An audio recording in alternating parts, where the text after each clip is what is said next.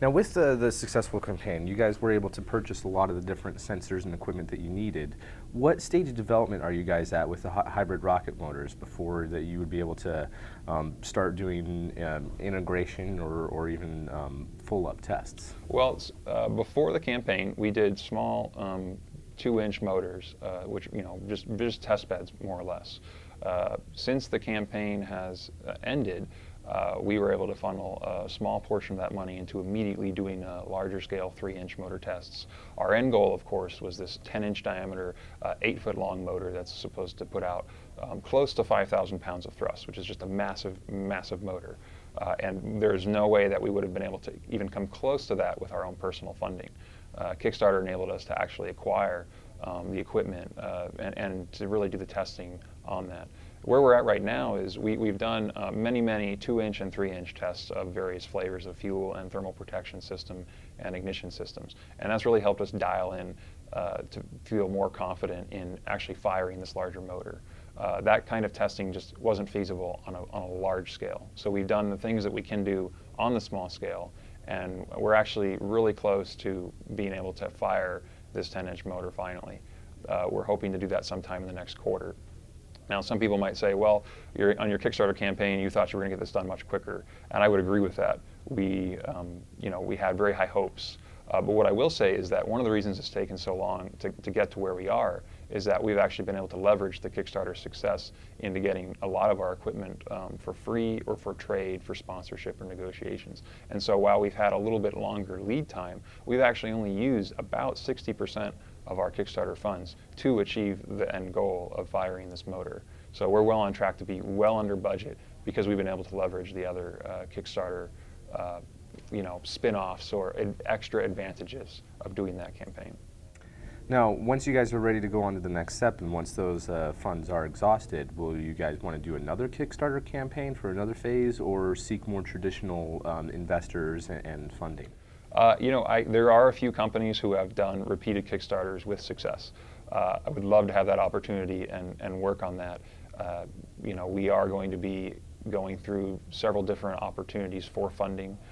We are currently actively seeking seed funding right now through traditional methods, and if we find the right person, the right opportunity, we'll definitely take that. But in our back pocket is another Kickstarter, and we'll take all of the lessons learned that we've experienced from our first Kickstarter and hopefully then parlay that into a much more successful second Kickstarter.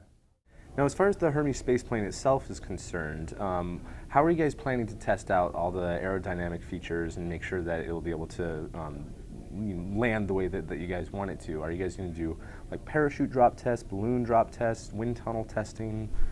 That's a very good question. So to start off, the prototype that we have built to date, it really is meant to be just a ground test model. It's not necessarily meant to be the space-rated model. There are already some revisions that we are planning to do to get to the space-rated version. And to answer your question, I would say that simulation is king. We want to do as much as we can virtually through simulations, through small-scale tests before we go to anything bigger.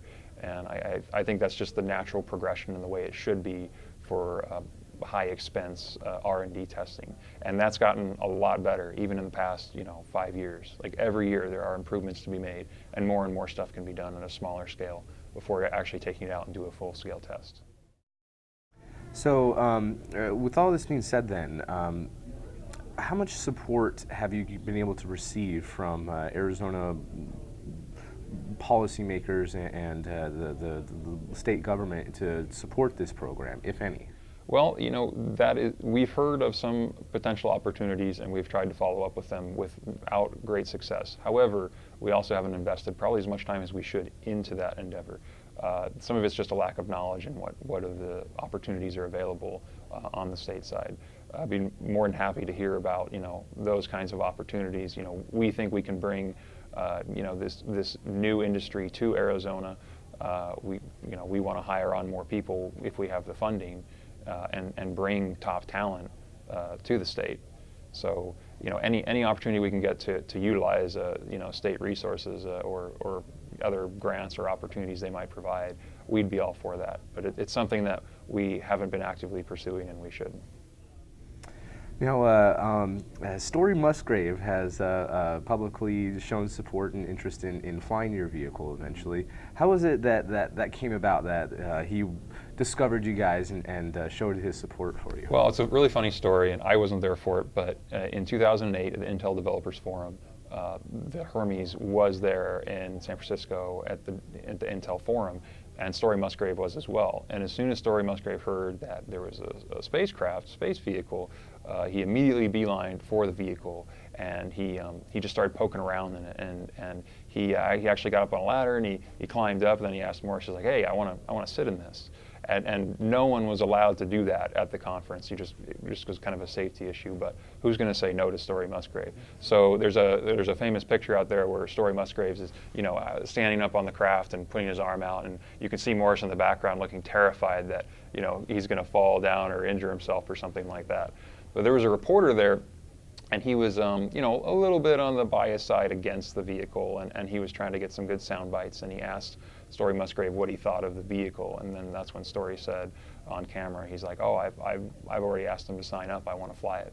So it was a really great moment, and it's something that we enjoy retelling that story to kind of just showcase that hey, everyone who comes and sees it, I mean it invokes emotions of what the space shuttle represented and what it meant for the U.S. and for the space program.